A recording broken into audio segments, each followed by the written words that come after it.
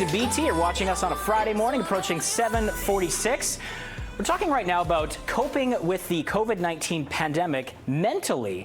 A new study out of UBC examined the mental health of a wide range of age groups, and the study found that people aged 60 and older actually coped better with the pandemic in terms of their mental health. And we've got the author of the study right now joining us live, Patrick Klaiber. Welcome to the show, sir. Hi, thanks for having me this morning. Yeah, of course. This is fascinating. So first of all, tell us why adults 60 and older fared better emotionally during the pandemic. Yeah, so what we found in our study, what we saw is that older adults were more psychologically resilient than younger and middle-aged adults during the early weeks of the pandemic. And that might be because of several reasons. One is older adults have more life experience, and that might have helped them cope better with stress during the pandemic. If you've been through a couple of things in your lives, you might have a other sense of certainty that some stressful things will disappear. Also, young and middle-aged adults were overall more concerned about the threat of COVID-19. And when we took a closer look at the data, we saw that younger adults were more worried about losing their job, not reaching a goal, or their finances. But I would have thought, go ahead. So these might have been like two factors that contribute to why older adults fared better emotionally. I would have thought it would be more stressful for older adults because their particular age group is susceptible to the virus. But can you explain why that wasn't always the case? That might have been because while you physically distance, your risk of contracting the virus is lower.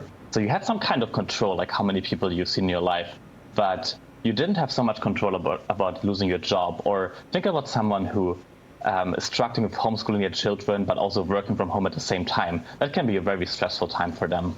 Absolutely. I think of my parents. They're both retired. They don't have to deal with kids in the house. And there's a lot of factors that young adults or young parents have to deal with that they probably don't. So on the other end of the spectrum, why do young adults have such a difficult time coping emotionally with the pandemic right now? Yeah, we saw that young adults are more at risk for like loneliness or like negative emotions during the pandemic. And what we saw is that in their lives, they often had like their normal stressors, like the normal stressful things, maybe a conflict with their partner or something else. But then on top, they also had these like economic worries, not like worries about their jobs or their finances. And especially for younger people, losing a job can be an existential threat.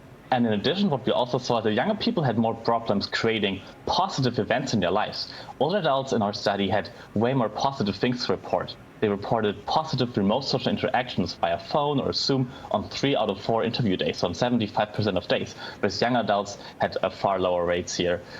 So that's another thing young adults could learn from older adults is creating these positive events in your life that can really help offset stress. I really want to hone in on that as we close it out, because is it sort of like there's not a novelty to young people for doing these remote interactions because that's been a part of their life, and for adults they saw more positivity in like say a Zoom chat with their grandkids because it's sort of a new thing for them?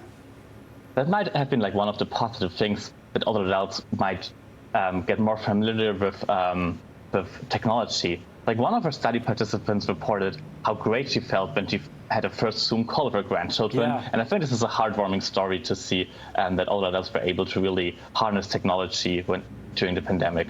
And as we close it out, how do you hope the research will help bolster mental health programs and strategies for communities?